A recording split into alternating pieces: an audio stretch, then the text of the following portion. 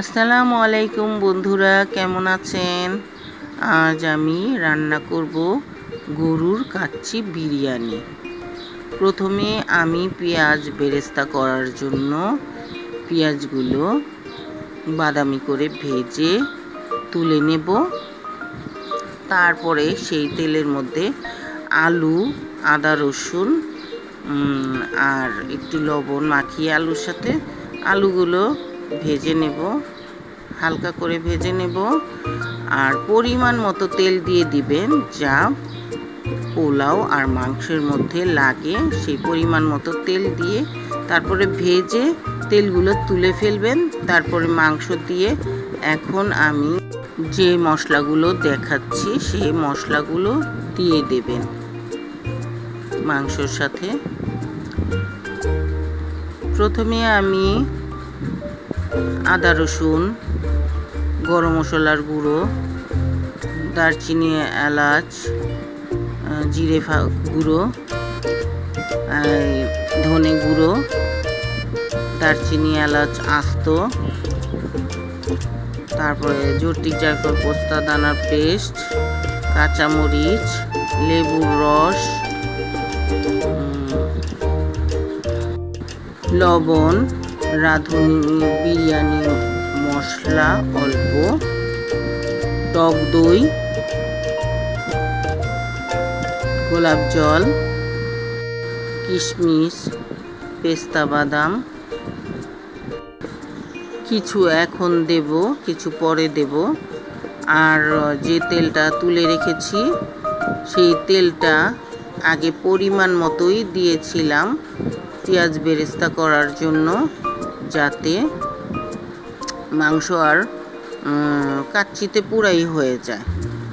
তো তেলটা অর্ধেক এখন দেব আর অর্ধেকটা আমি পরে দেব।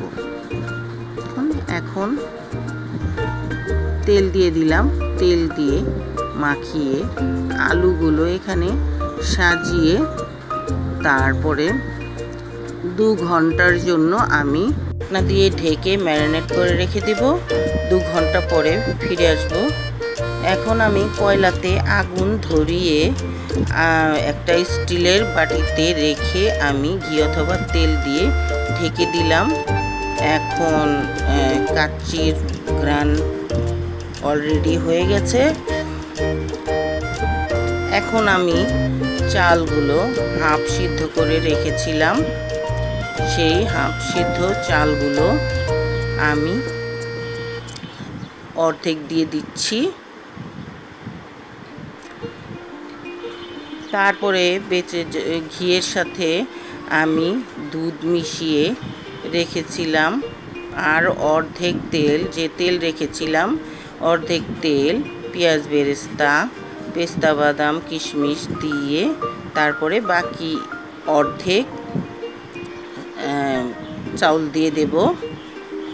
দিয়ে তারপরে এভাবে আবারও সাজিয়ে দেব তেল, দুধ, ঘি আর পেস্তা বাদাম, কিশমিশ দিয়ে সাজিয়ে তারপরে ঢাকনার মধ্যে সাইড দিয়ে আটা গুলিয়ে লাগিয়ে দিয়ে তারপরে ঢাকনা দিয়ে ঢেকে দেব।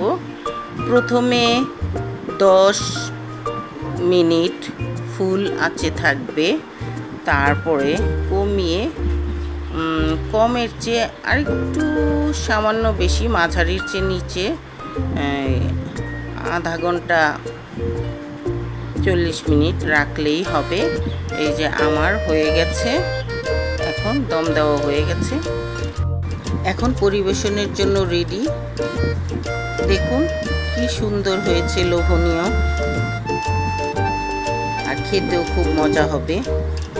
আমার এই গরুর কাচ্চি বিরিয়ানি যদি আপনাদের ভালো লেগে থাকে তাহলে সাবস্ক্রাইব, লাইক, কমেন্ট, শেয়ার করে পাশেই থাকবেন। খোদা হাফেজ।